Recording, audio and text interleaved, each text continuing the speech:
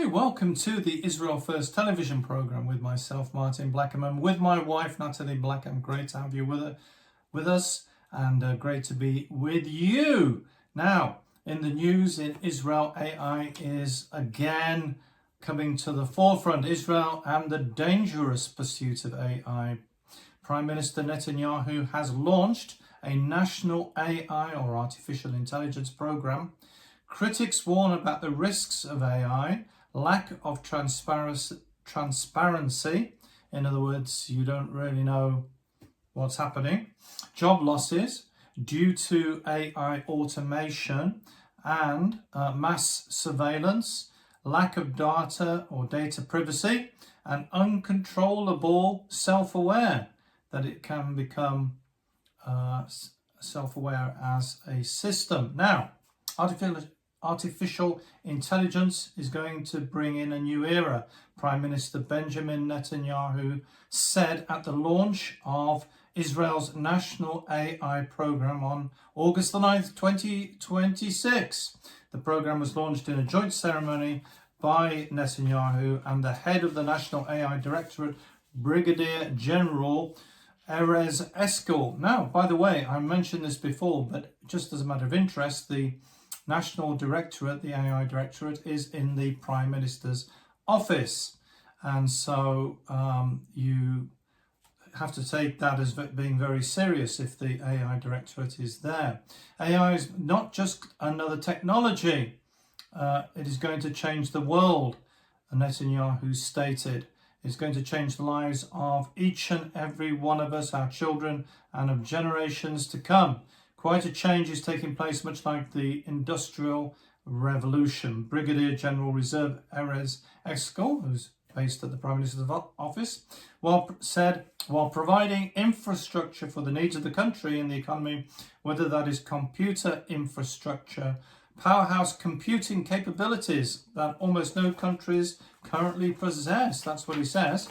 I'm surprised about that, with China and with America in the lead with AI, but that's what he says. A national quantum computer, and we've talked a bit about that before.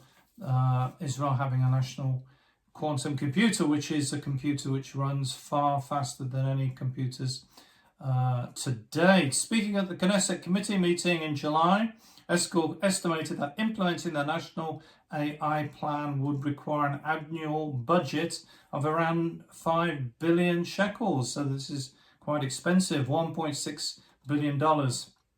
Finance Ministry was not available for comment when contacted by the Times of Israel. Quantum computing harnesses quantum mechanics and abstract physics to perform numerous calculations at once to rapidly solve problems, and too complex for the most powerful classical computers to handle. And privacy is definitely going to be one of the major risks of these huge quantum computers and AI, and of course privacy and the surveillance thing. This reminds me, because we were speaking with some neighbors yesterday, and which was totally different, but at the same time very connected with that. It was about cats. We have cats everywhere, and this and what to control with them. And in the end, it was like, oh, no private people can do things. It's the government who has to sort out this problem. And it's like, why is the government? By the way, I've learned many years ago, this was very interesting in my history, that Rome fell because of the government, because there was so much administration that it just make it collapse by itself, which is very interesting.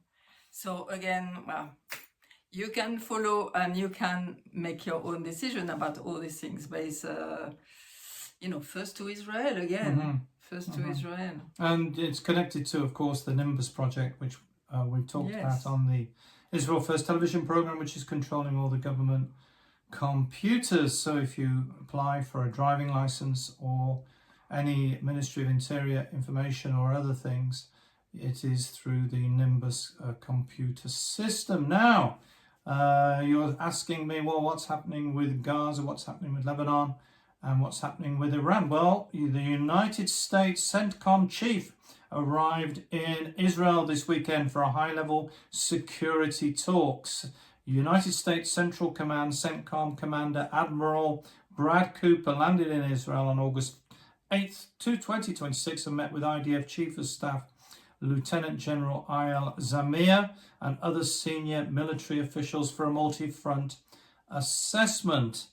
According to a report by Israel's Kan News, the United States commander was holding meetings in Israel after having held meetings in Bahrain and the United Arab Emirates. And of course, the United States is on heightened alert with the war in Iran, maintaining dozens of aerial refueling, fighter jets, air defense systems, and thousands of troops in this region.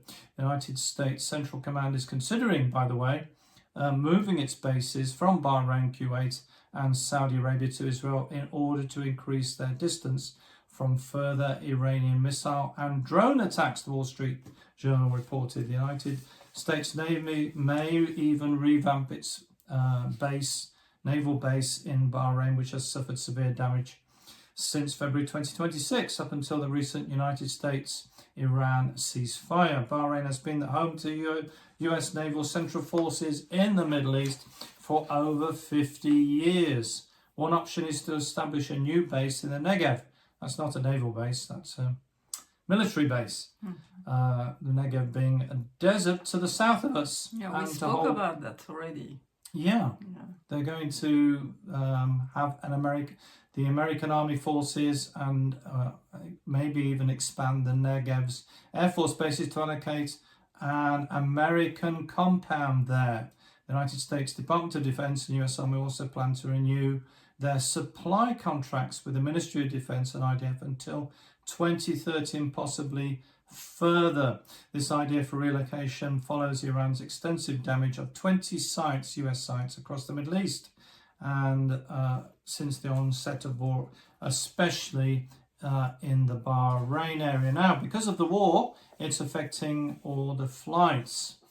For those of you who have wanted to travel to Israel, we've spoken about this before, it's becoming more and more difficult. Now, El Al, which is the national airline of Israel, has doubled its profits as many foreign airlines have steered clear after the Iran war. The flagship carrier of Israel capitalized on its dominant position. It's the only airline for some period that has been able to operate, and has fueled criticism, though, of war profiteering as international carriers stay away. Many people have said their prices are not fair prices, but reflect the fact that nobody else can take them anywhere. Israel's flagship carrier saw its profits double as scant competition in Israel's skies has translated into peak demand and high prices for travellers, with many foreign airlines reluctant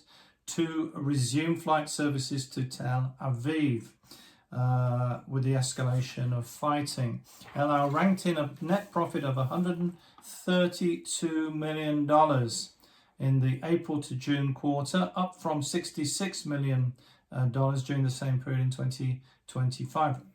Just to be fair to El Al, by the way, they did have a very rough time during the COVID nonsense. However, I think they've been taken over since that time, and somebody else is now raking in the profits.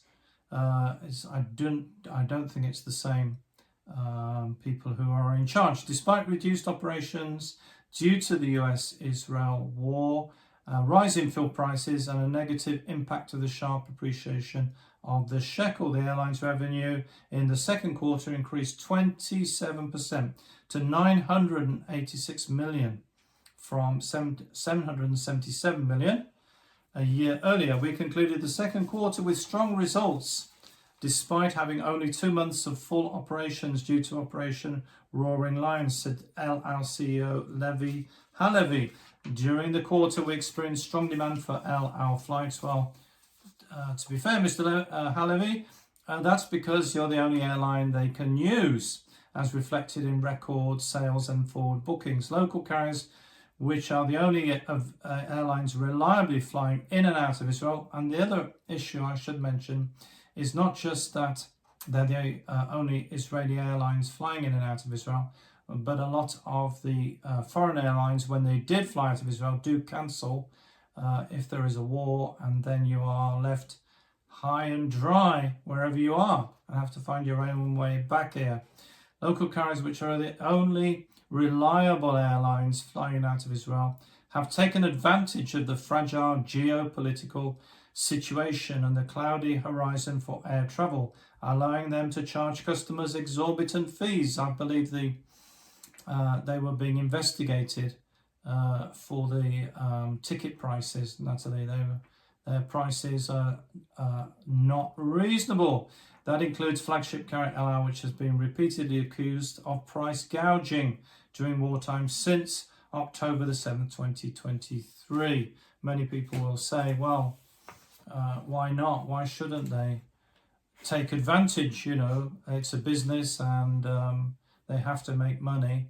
And it's true that it's El Al who flies when nobody is going to fly.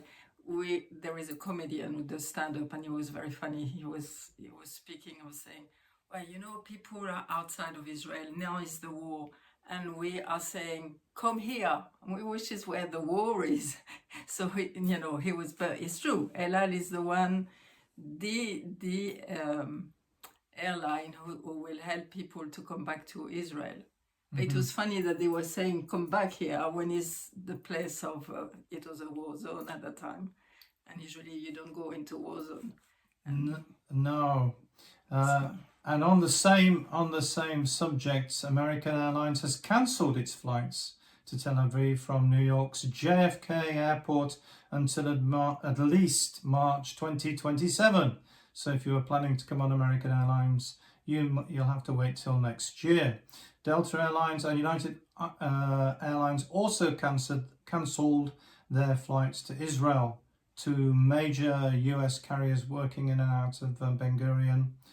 Major global aviation corporations have implemented decisive verdicts reflecting the depth of security hazards across the Middle East skies. American Airlines extended their cancellation, as I said, till March 2027, NI12 News reported. The US carrier has not operated its route from New York's John F. Kennedy Airport since October 2023, so it's quite a long time, following the Hamas terror attack. The Jerusalem Post investigation shows that no one-way flights are available on the route until at least March, with availability appearing to return at the beginning of April 2027. According to the airline's website, a waiver remains in place for all passengers affected by the cancellations, with options available for free changes or full refunds of your ticket.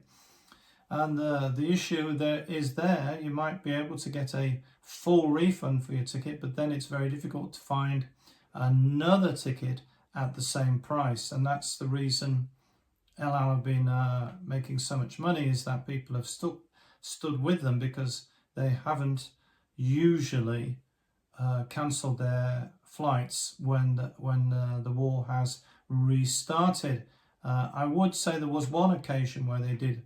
Even El Al weren't flying for a period of time, but that was a bit unusual. Normally, they are the only ones who will bring you back. The movement arrives as a potent indicator of deteriorating fields conditions and the instability of aerial navigation movements. Corporations adopt long-term strategies to protect their aircraft and technical crews from raging missile and drone assaults inside the zone in 2026. In October 2025, the carrier announced its planned to resume flights in March 2026, including a planned route from Los Angeles to Tel Aviv.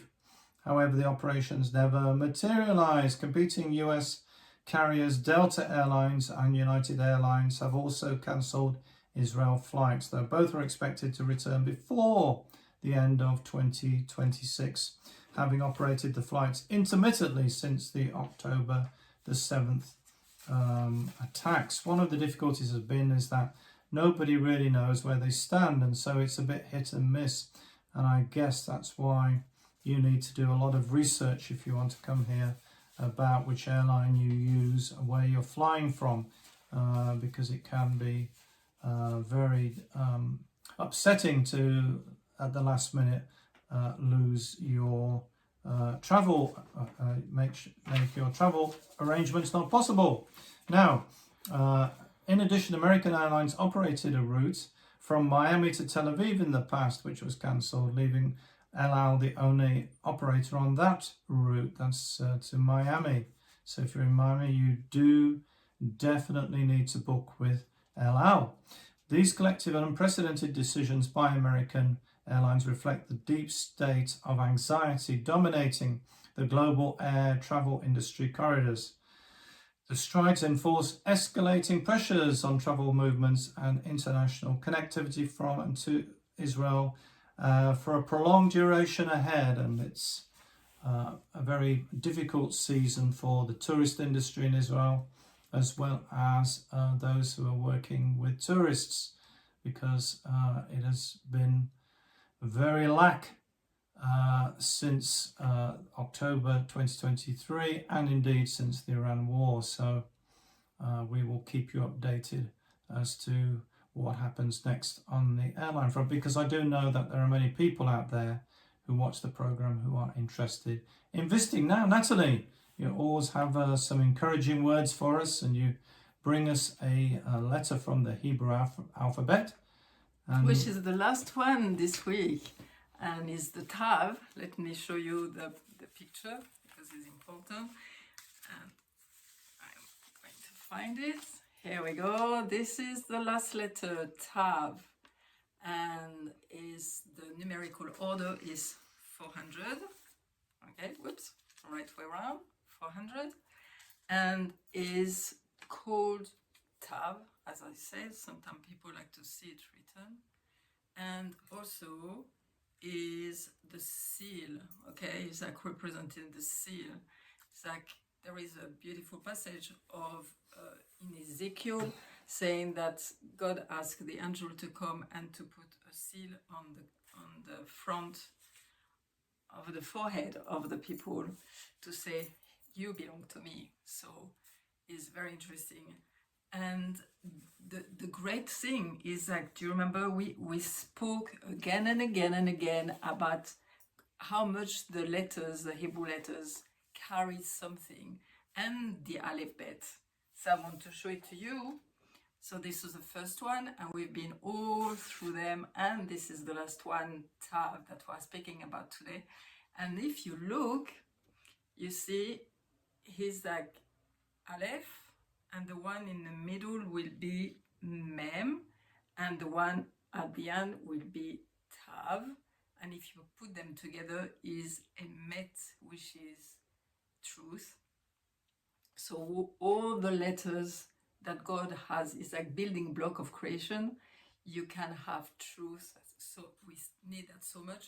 And if you read here, you can see Melech. Now this one it should be like a Melech, like down if it was for the king. But this is the right three letters in the middle again of the alphabet, and it means the king. So he's the truth, he's the king, and he's you know the passage where we say it very often, because the Bible very often was translated in Greek, or I don't know, it's like we have this way of saying is the Alpha and the Omega. But in Ivrit, when you use the Hebrew language, he's the Aleph and the Tav. So he's the beginning and he's the end. He's the first one and he's the last one. And you know what? It was also written in Isaiah. Isaiah had this profound, I would say, revelation, and is speak about it in 3 passages at the end of Isaiah, which is more like all the prophetic items that he's speaking about the last days. And he's speaking, so if you want to know, it's like Isaiah 41 verse 4, And you have also Isaiah 44, verse 6, and is also in Isaiah 48, verse 12. And I'm going to read the one in Isaiah 44 because it's so beautiful.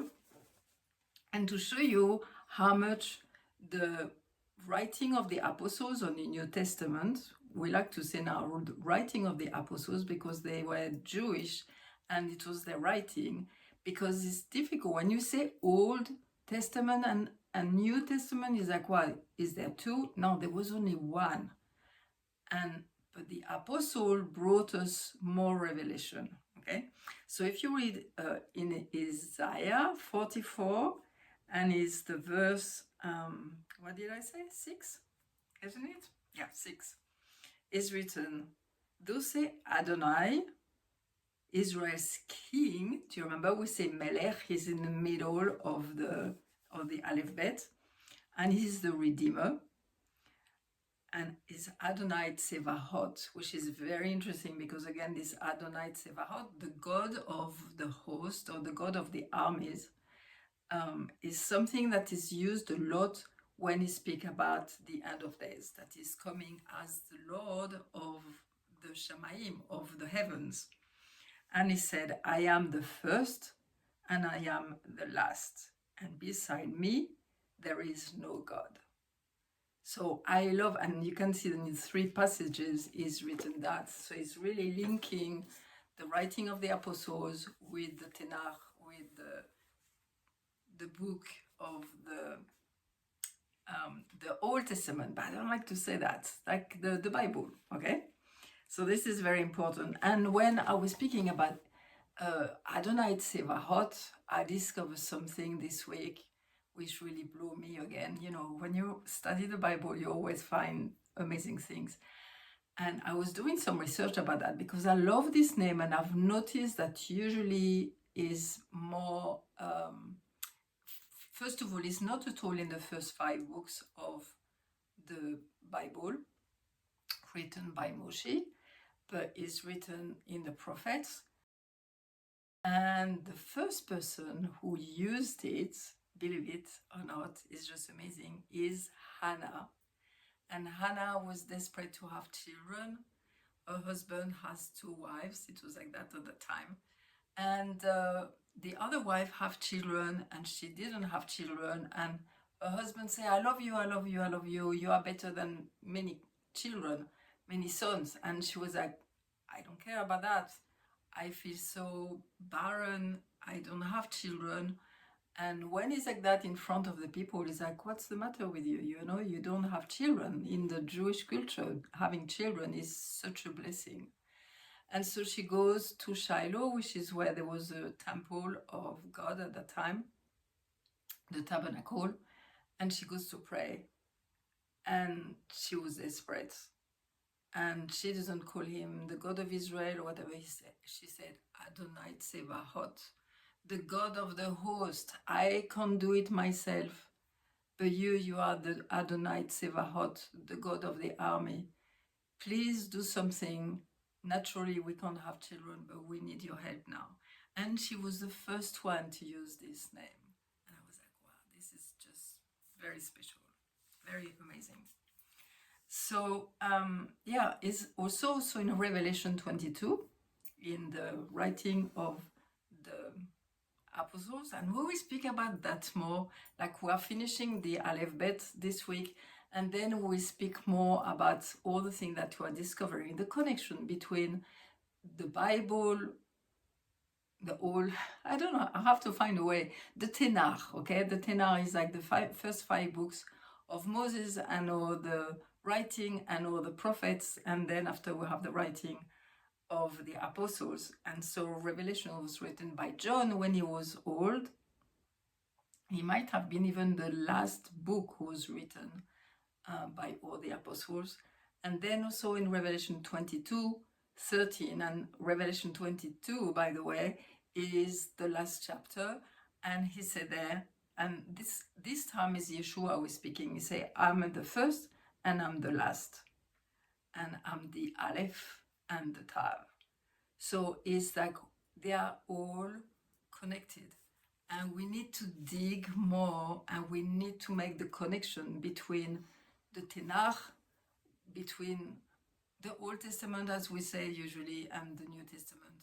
We need to rethink, we need to see how the things, and we speak about all of that in the next programs who are going to tackle all these things, because it's time for us to really learn and to join ourselves as Christians with the Jewish people. You know, we hear stories, and a lot of Jewish people who go abroad out of Israel, they are in trouble. Some are, you know, anti-Semitic, they are attacked and all of that. So we need to stand with them. We need to stand with the God of Israel. We need to stand with the true God, which is Emet, Sheker. Is like all the letters, if you remember, they don't stand on each other. Sheker will fall, but Emet will stay forever, and his kingdom will come. And we'll speak about all these things in the week coming, because you are going to see what going to speak about some very exciting things. So, to you. Thank you, Nathalie. Now, if you'd like to find out more information about the program, don't forget to visit the website, which is www.israelfirst.org. You can get the latest news from Israel. A lot more stories. You can get a daily story, a news story from our media page. You can go on that and you can see there's a button there for the news. Now, you can also sign up for the Substack, and you can sign up for the weekly newsletter and get that into your inbox. You can also help us get this program to other people by financially supporting us, and there's a donate button on the website, so go and visit that, and your help will make this program possible to go into many other people's homes. So thank you for joining us today, and remember, with a program that looks at the land, the people and the language.